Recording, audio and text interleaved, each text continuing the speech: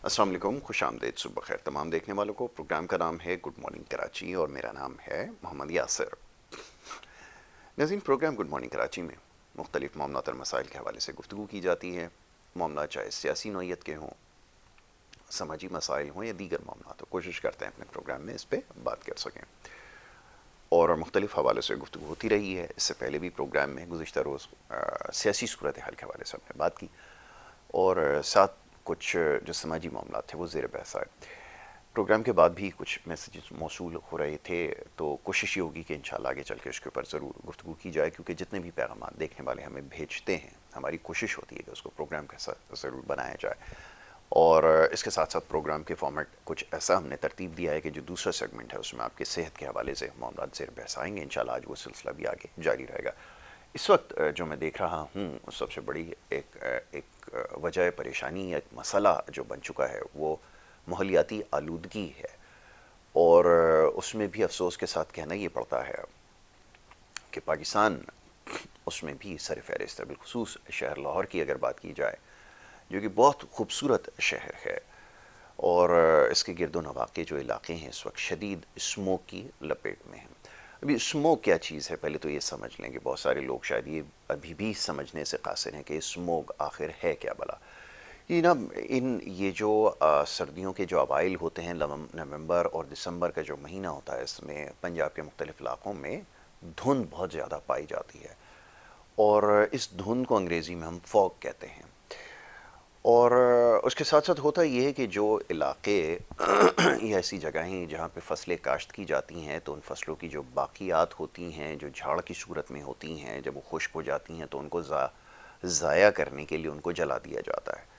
और जो जलाने के बाद जो उसमें से धुआं निकलता है, स्मोक जिसको कहते हैं, वो हवा में मुअल्लक़ हो जाता है। अब होता ये है कि जब फॉग भी उस वक्त पहले से मौजूद हो, तो वो ज़र्रात आपको चारों तरफ फिर नज़र आते हैं और वो हवा में मुअल्लक़ हो जाते हैं।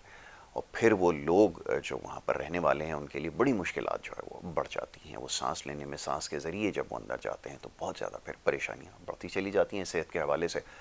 तो जनाब, ये जो इसकी आमेज़श है फॉग की स्मोक के साथ, इसको लफ्ज़ दिया गया है स्मोग।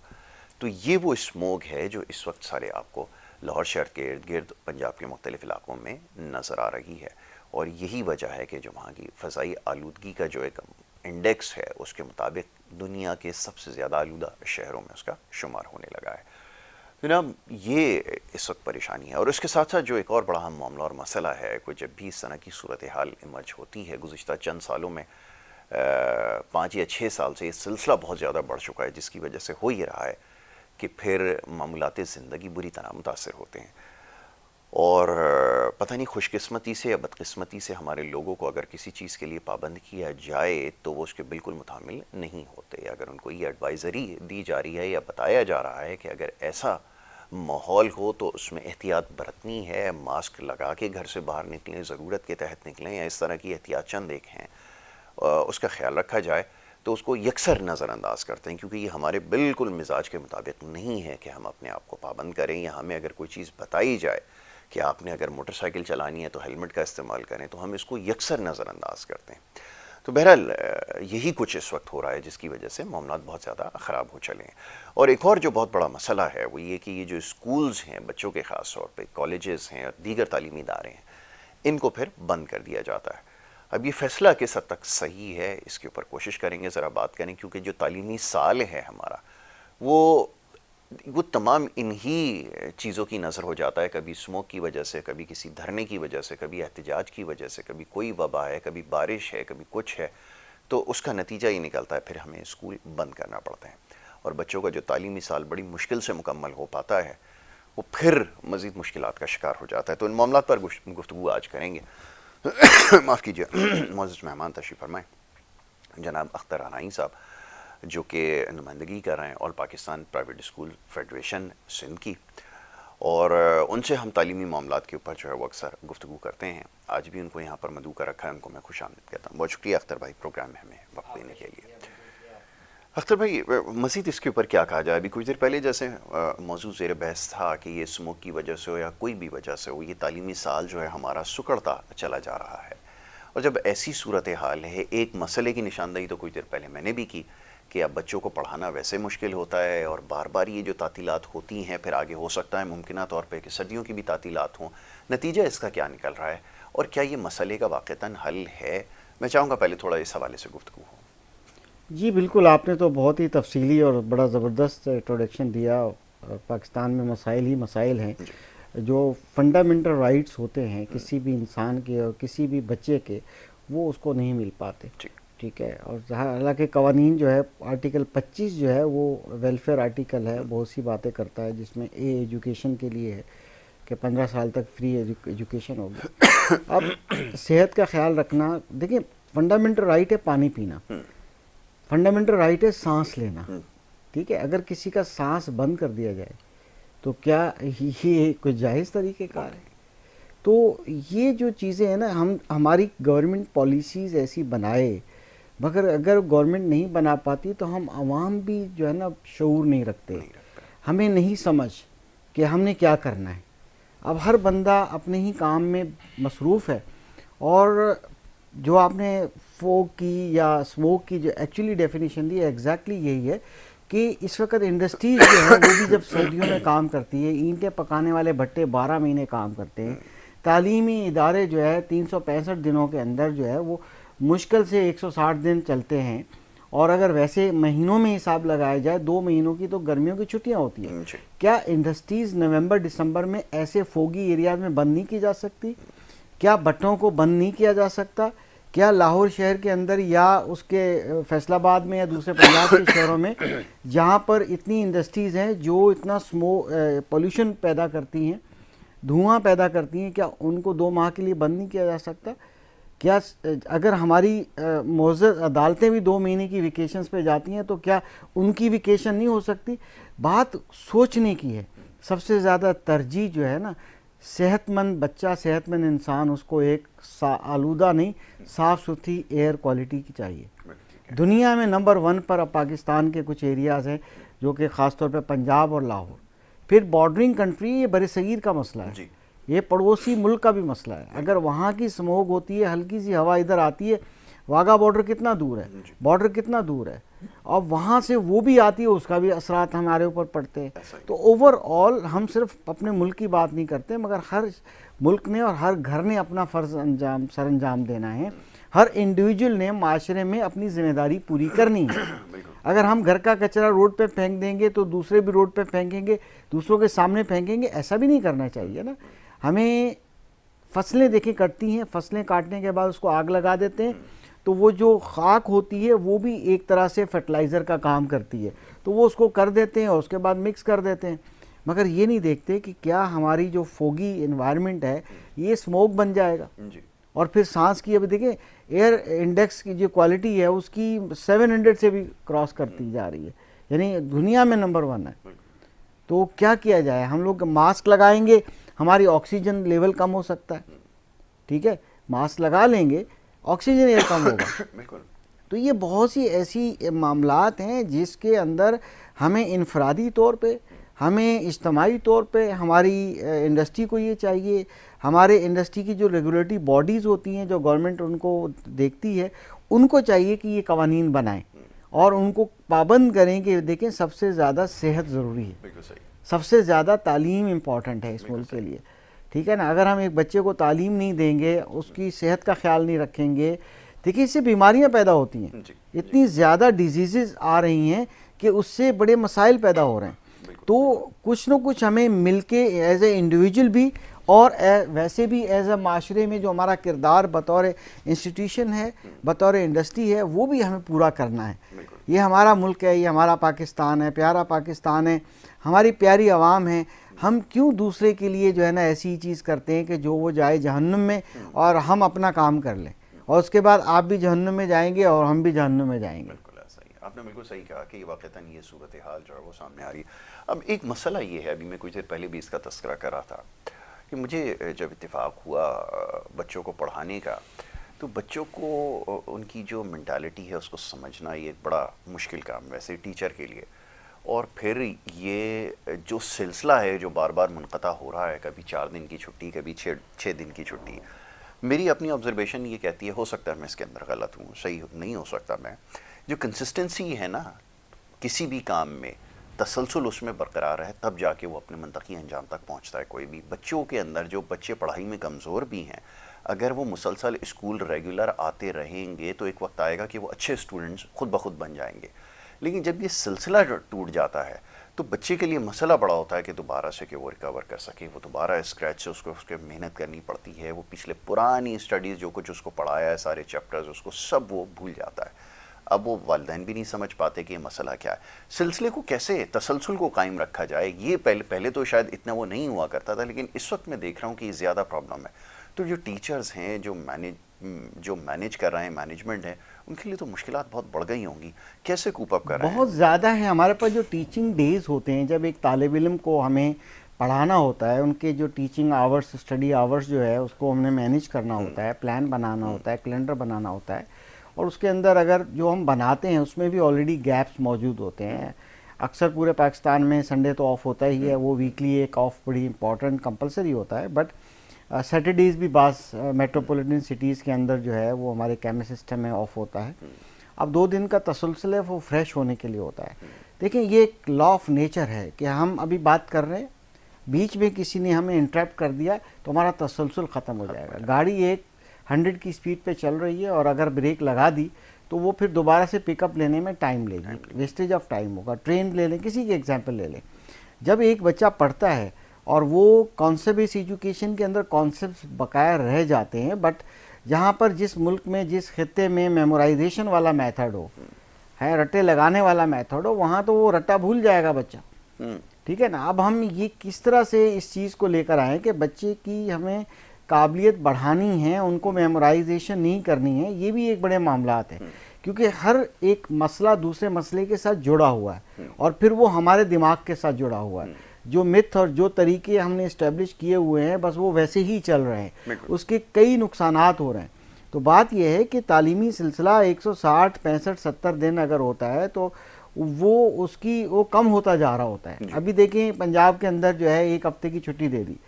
हमारा तालीमी साल यहाँ सिंध के अंदर जो अगस्त से स्टार्ट होना था, इंटरम गवर्नमेंट आई, उन्होंने जनाब 15 अप्रैल का अनाउंस किया कि जी बोर्ड एग्ज़ाम्स जो हैं गर्मी में होते हैं और ये वो, चलो जी ठीक है।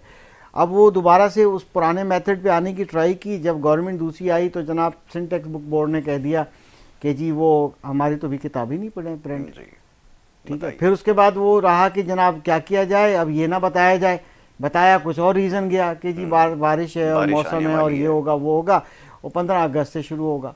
अब 15 अगस्त पहले 4 महीने दे चुके सिंध टेक्स्ट बुक बोर्ड को और बाकी मामलात को। अब प्राइवेट सेक्टर जो है वो अपनी किताबें प्राइवेट पब्लिशर से इसी वजह से तो अरेंज कर लेता है, क्योंकि एक तो क्वालिटी ऑफ पब्लिकेशन नहीं है, ज़ाहिर निसाब अपडेटेड नहीं है, अब जाके थोड़ा बहुत हुआ है मगर वो जितना होना चाहिए था।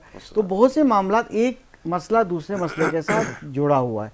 अब उसके बाद आप देख लीजिए कि अब जनाब अली दोबारा से अभी भी यही कहा जा रहा है कि इस बार अप्रैल में एग्ज़ाम्स होंगे।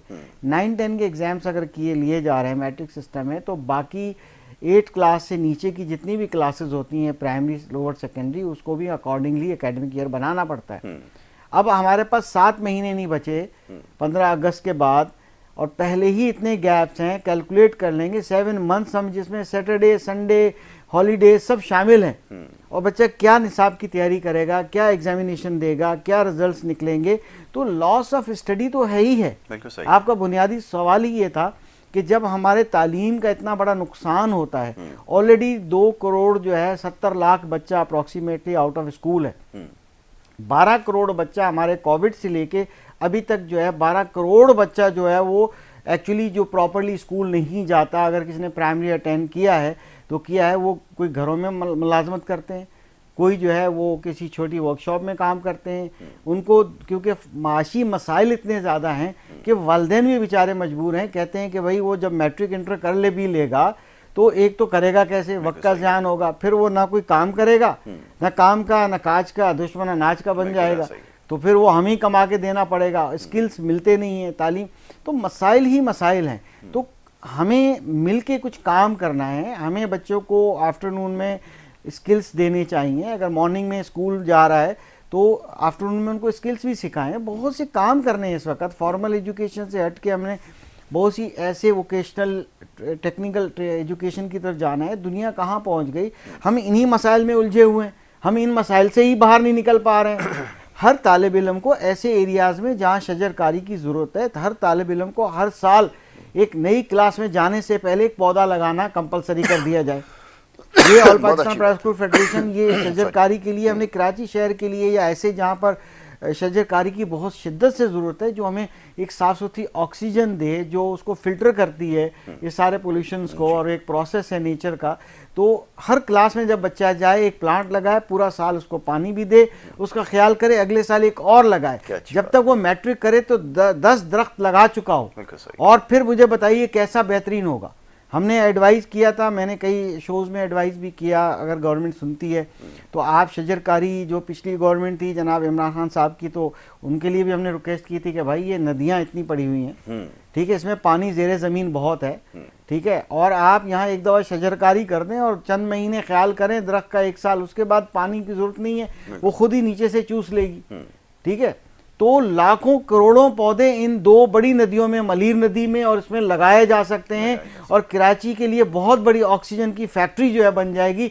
इतनी एक्स्ट्रा ऑक्सीजन बनेगी कि क्या बात है, मगर कौन करे कौन?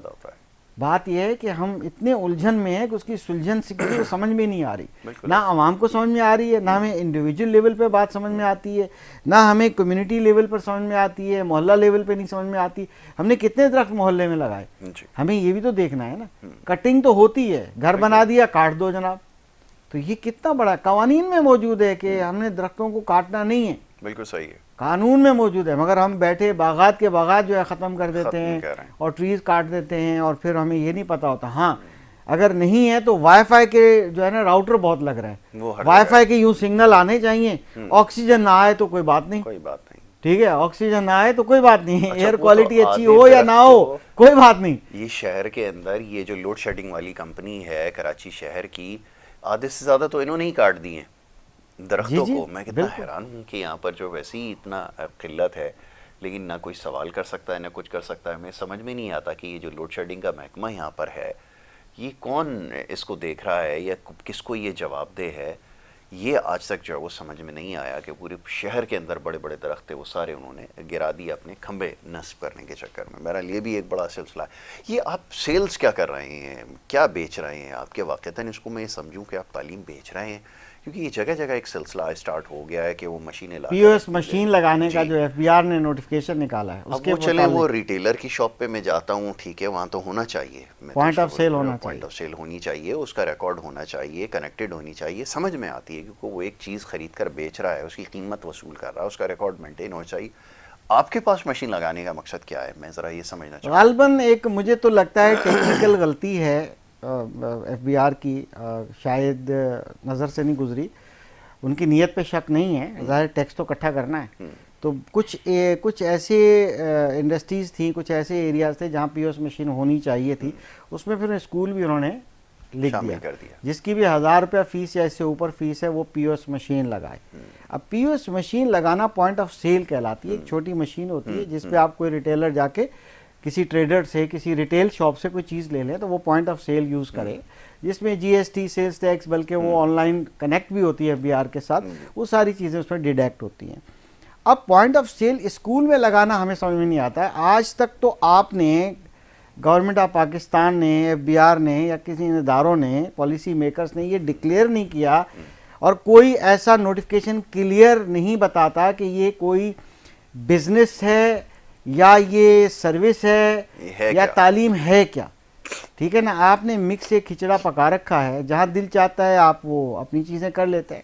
उसके लिए जो है ना ये पॉइंट ऑफ सेल कतई नहीं होना चाहिए। We are not retailing, education retail नहीं कर रहे हैं। अगर करना है ओके, आप नोटिफाई कर दें कि एजुकेशन जो होगा वो बिल्कुल एक बिजनेस है 100% और रिटेल बिजनेस है। फिर जैसे कोई रिटेलर दुकानदार अगले दिन प्राइस बढ़ा देता है, दूध वाले को आप कंट्रोल नहीं कर सकते, जो पीछे से आता है सप्लाई, हम उस हिसाब से बिजनेस, जनेवा का कानून मौजूद है बिजनेस प्रोटेक्शन के लिए फिर हम उस कम से कम उसके अंदर तो आ जाएंगे। बिल्कुल सही। अगर आपको इतना ही वो है तो प्लीज फिर आप ऐसा करें, एज अ रिटेलर हमें एजुकेशन स्कूल को जो है ना डिक्लेयर कर दें, फिर हम अपनी मर्जी करेंगे। इधर पेट्रोल के ठीक पैसे है, बढ़ेंगे या फीस रात को बढ़ेगी, हम जाहिर है कि फिर सब कुछ होगा, फिर ये हक होगा हमारा। जो ग्लोबल लॉज हैं, अगर बिजनेस करना ही है तो फिर प्योरली हम उसके अंडर करेंगे। हमारे ऊपर कैप लगाया हुआ है, 5% फीस नहीं बढ़ा सकते। महंगाई चाहे 25% हो जाए, 30% हो जाए, चाहे आप किसी और बिजनेस में दुकानदार के अंदर रिटेलर शॉप में जो स्टॉक पड़े होते हैं, अगर पीछे से वो महंगा हो जाता है, वो अपने स्टॉक जो रखे हुए हैं, जो कम में परचेज करके रखे होते हैं, उन पर भी प्राइस इंक्रीज कर देता है जी। कम से कम हम लॉस में तो ये काम ना करें।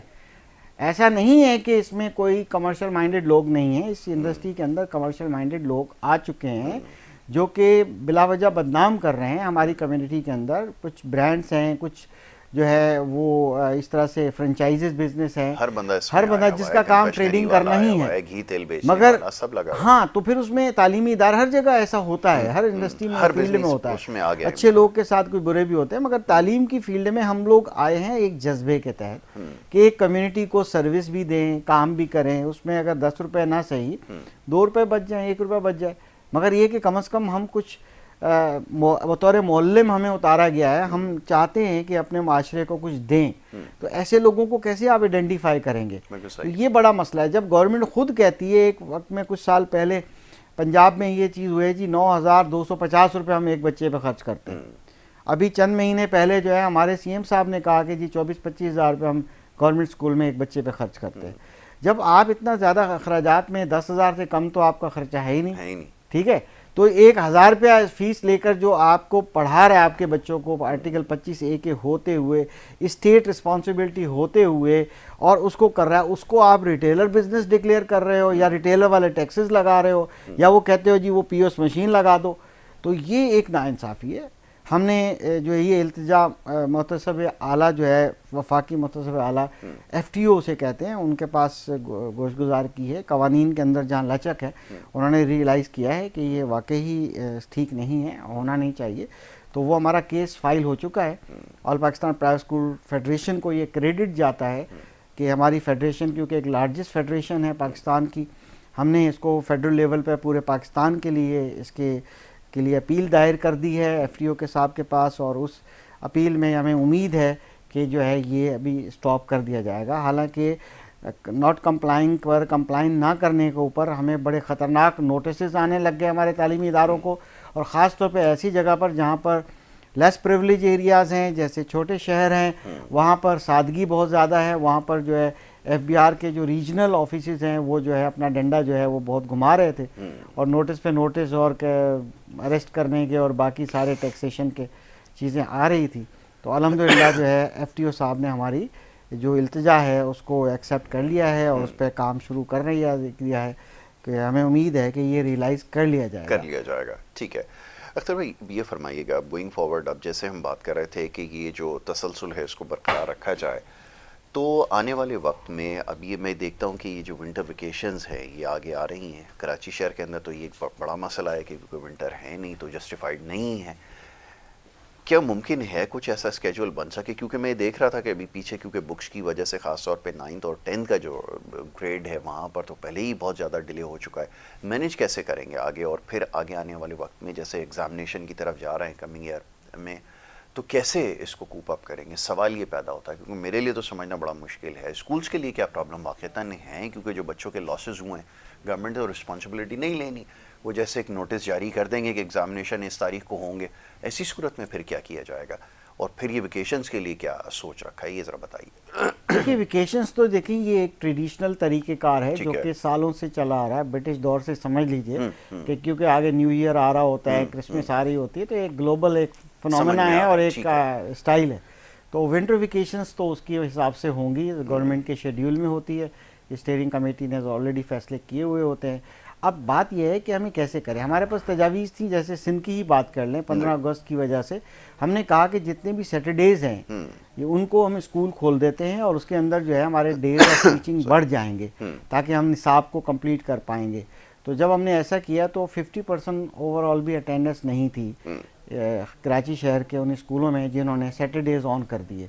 अब उसकी रीज़न क्या थी कि उसमें ऐसे माइंडसेट के लोग एडमिशन है कि जो 2 वीकेंड को एंजॉय करना चाहते हैं। ठीक है। कहीं पर बच्चों ने नानी के पास जाना है, कहीं प्लान है, कहीं सुबह उठना नहीं है और वगैरह वगैरह बड़े मामलात होते हैं। तो 50% जब अटेंडेंस नहीं आई तो फिर कुछ तालीमी इदारों ने सैटरडेज को बंद कर दिया, क्योंकि दोबारा से टीचिंग करने की ज़रूरत पड़ती, दोबारा से आधी क्लास आई, आधी को दोबारा वर्किंग कराओ। तो कोई बात है कि इंडिविजुअल पे भी हमारी जिम्मेदारियां हैं, सोशल रिस्पॉन्सिबिलिटीज़ हैं कि हम अपना अपना किरदार अदा करें।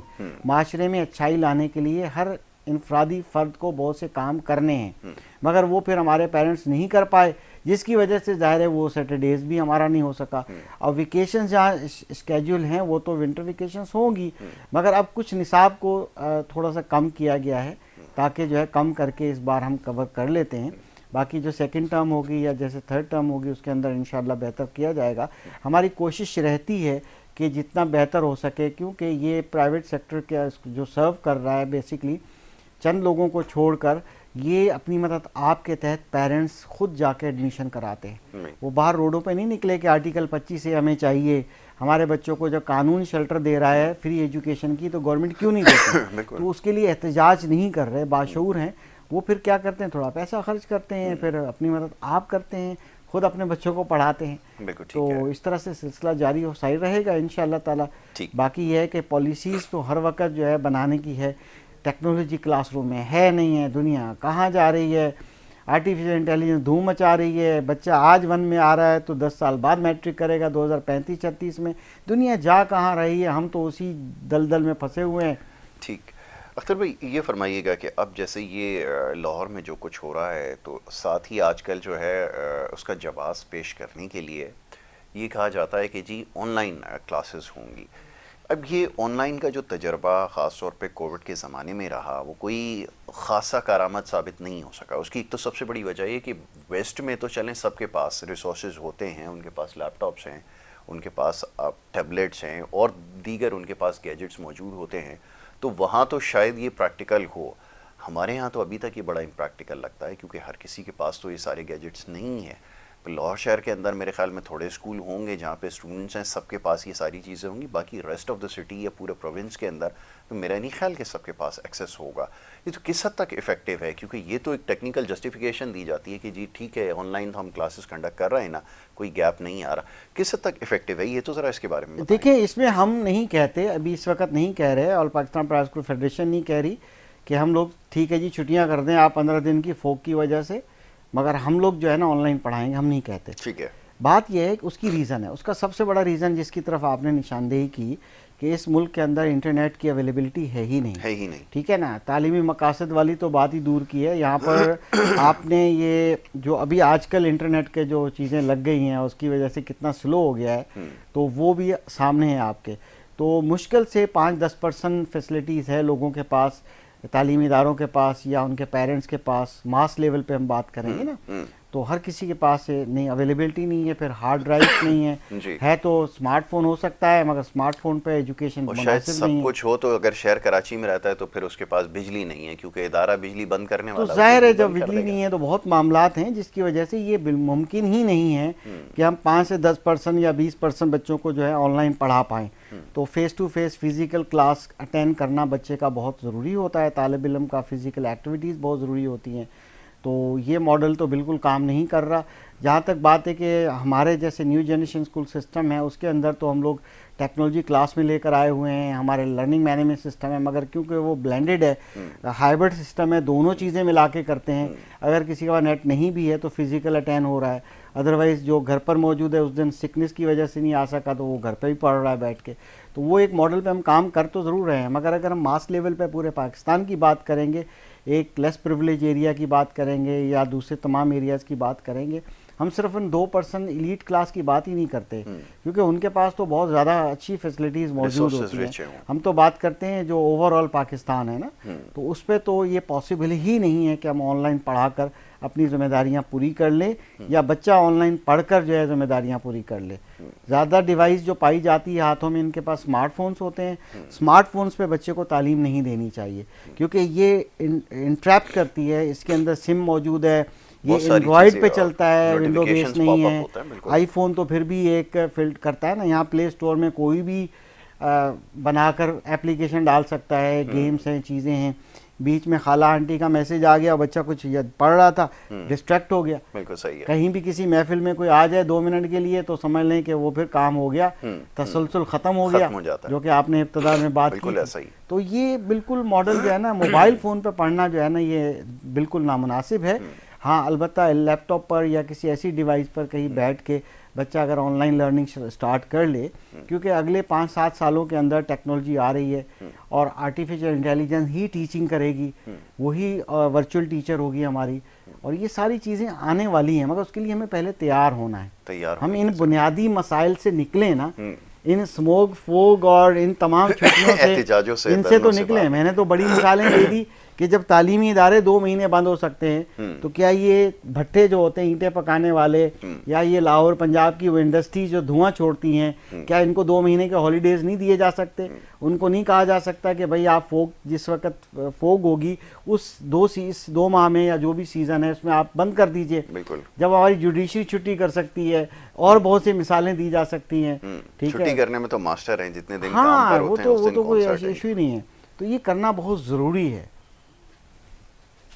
बिल्कुल ये डूएबल है, लेकिन पॉलिसीज़ को रिव्यू करना उससे ज़्यादा ज़रूरी है। ख़ास तौर पे ऐसी सिचुएशन ख़ास तौर पे पंजाब में इस वक्त बड़ी क्रिटिकल हो चुकी है इन्वायरमेंट के हवाले से। तो पॉलिसीज़ वज़ा करें, और ख़ास तौर पे मैं हमेशा इस चीज़ के ऊपर एम्फसाइज़ करता हूँ, ज़ोर देता आया हूँ कि जो छुट्टियाँ हैं ना, ये मामला बच्चों की ख़ास तौर पे इससे हल नहीं होने वाला। और पहले ही तालीमी साल के अंदर जो कुछ हो रहा है, ताख़ीर होती चली जाती है बुक्स का। खैर वहाँ तो सूरत हाल मुख्तलिफ है, शुक्र है वहाँ पर ये सब नहीं होता कि किताबें नहीं छपी और इस तरह। यहाँ सिंध के अंदर ख़ास तौर पे ज़्यादा ये चीज़ें पाई जाती हैं, क्योंकि इसको यकसर नज़रअंदाज किया जाता है। कभी किसी चीज़ का मसला है, कभी कोई प्रॉब्लम है। तो ये जो तालीमी साल है बड़ी मुश्किल से जो है ये मुकम्मल हो पाता है। उसके बाद नताइज के लिए फिर बच्चों को यहाँ पर ख़ास तौर पे सिंध के अंदर, मैं बार बार जोर दे रहा हूँ कि वहाँ सूरत हाल इतनी ख़राब नहीं है शायद। हमारे यहाँ तो नताइज का भी एक बहुत बड़ा मसला है कि वो नताइज आएंगे, वो कंपाइल होते होते होते, और जिस किस्म के माशाल्लाह मैट्रिक बोर्ड के अंदर ही जो आपने इंटर बोर्ड में लोग बिठाए हैं, नताइज जो है पोजीशन होल्डर 1 साल पहले 90 और उससे ऊपर की परसेंटेज वाला, वो अपना जो रिज़ल्ट है या वो जो अपना स्कोर शीट है वो लेके घूम रहा है। अब ये भी तो सारी सूरत है, बड़े मसाइल हैं। देखिए, बहुत सारे अभी मामलात हमने हैं। आज से 10 साल पहले ये कहा था कि हमें ग्रेडिंग पॉलिसी चेंज करनी होगी, हमें अपना जो एग्जामिनेशन सिस्टम के अंदर बुनियादी जो है तब्दीली लानी होगी। अगर ग्रेड तो इस साल चेंज कर दिए गए हैं और पोजीशन टॉपर वगैरह देने का भी अब रोक दिया गया है। पहले A1 ग्रेड जो आता था वो 80% से अबव A1 ग्रेड कहलाता था। अब जो है इन्होंने जो A ग्रेड की भी 3 कैटेगरीज बना दी हैं, जो कि 95-94 के ऊपर तो A प्लस है, फिर A प्लस है, वो भी 90 और उसकी सराउंडिंग में है, और फिर जो 85 और 86 के बाद जो है A ग्रेड आता है। और वो 80 वाले को जो पहले A1 मिल जाता था, अब उसको B ग्रेड मिलेगा, B प्लस प्लस मिलेगा। तो ग्रेडिंग पॉलिसीज़ को थोड़ा ऊपर करके नीचे करके थोड़ा सा वो चेंज किया है। जहाँ तक हमारी रिक्वेस्ट ये रही है हमेशा all Pakistan private school federation की कि खुदारा इम्तहानी जो सिस्टम है उसके यकायक इसको प्राइवेटाइज नहीं किया जा सकता। इसके कुछ फंक्शंस जो है उसको आप सिक्योर करें। पेपर आउट 1 दिन पहले हो जाता है, ठीक है, और सब कुछ हो रहा है। तो आप जो पेपर की तरसील है, जो प्रिंटिंग से लेकर तरसील तक, इसको आप सिक्योर कर दें और प्राइवेटाइज करें। और पेपर ऐसी जगह छपना चाहिए जहां, जैसे पाकिस्तान प्रिंटिंग प्रेस है जहां पर नोट छपता है, इस तरीके से एक जगह हो। और फिर वहां से जैसे ये कैश कैरिंग वैन होती हैं, उन सिक्योरिटी कंपनी को कॉन्ट्रैक्ट दे दिया जाए कि वो सील बैग जो सेंटर्स के अंदर पहुंचाए जाएं, सुबह 9 बजे पेपर होने से 10 मिनट पहले सबको एक साथ वो ट्रैवलिंग टाइम होगा, बैग नहीं खुलेगा तब तक जब तक कि वो 9 बजने में 5 मिनट मौजूद नहीं होंगे, और सील खुलेगी उसके सामने, और वो सारी चीज़ें सेंट्रलाइज हो सकती हैं। बात है नीयत होना। अगर पेपर को ही सिक्योर कर दिया गया ना, तो वो जो बच्चे इस आसरे में होते हैं या इस चीज़ में होते हैं कि जी पेपर आउट हो जाएगा, हम देख लेंगे, हम याद कर लेंगे, भाई घोल के तो रात को नहीं पी सकते ना। ऐसा ही है। ऐसे ग्रुप हैं जो 500 रुपये लेते हैं, 1000 लेते हैं, और वो उसके मेंबर बन जाएं और आपको रात को पेपर दे देंगे। ठीक है जी, पहले तो नोट्स का ज़माना था। मुख्तसरन बता दूं कि अब वो ये नहीं हो सकता कि बच्चा 2 घंटे के अंदर उसको कोई घोल के पी लेगा। और वो होता है जी मुझे मोबाइल लेके जाने दिया जाए। अब आर्टिफिशियल इंटेलिजेंस में ये आ गया है कि आप कोई सी चीज़ की तस्वीर बना लो, एक उसी ओके क्वेश्चन जी। पेपर के फौरन एआई 3-4 सेकंड के अंदर पूरा सारा उसका पेपर जो है सॉल्व वो करके दे देगी। आंसर जनरेट कर देगा। बिल्कुल ठीक है जी। चलें जी, अख्तर भाई इसके ऊपर इंशाल्लाह फिर बात करेंगे, बड़ी इंटरेस्टिंग। मैं तो ये इसलिए भी नहीं डिस्कस करता कि माशाल्लाह जिनके जहन पहले से नहीं काम कर रहा है, अगर उनको ये रास्ता भी अगर नज़र आ गया ना तो शायद इस पर वो चल पड़े। बहरहाल अख्तर भाई मैं आपका बड़ा शुक्रगुजार हूँ, आपने प्रोग्राम में हमें वक्त दिया। बात हो रही थी जनाब एजुकेशन सिस्टम के हवाले से, और कोशिश करते हैं इस मौजू के ऊपर गुफ्तगू की जाए, क्योंकि अभी मैंने प्रोग्राम की इब्तिदा में जैसे अर्ज़ की कि जो सूरत हाल है स्मोक की वजह से बहुत ज़्यादा इस वक्त जो सूरत हाल अबतर हो चुकी है, और यही इस वक्त सबसे बड़ा मसला होना चाहिए। तरजीह बुनियादों पे इस पे काम करने की ज़रूरत है। वक्त हो रहा है एक ब्रेक का, ब्रेक के बाद दूसरे सेगमेंट की तरफ पढ़ेंगे। आप देखते रहिए हमारा प्रोग्राम गुड मॉर्निंग कराची।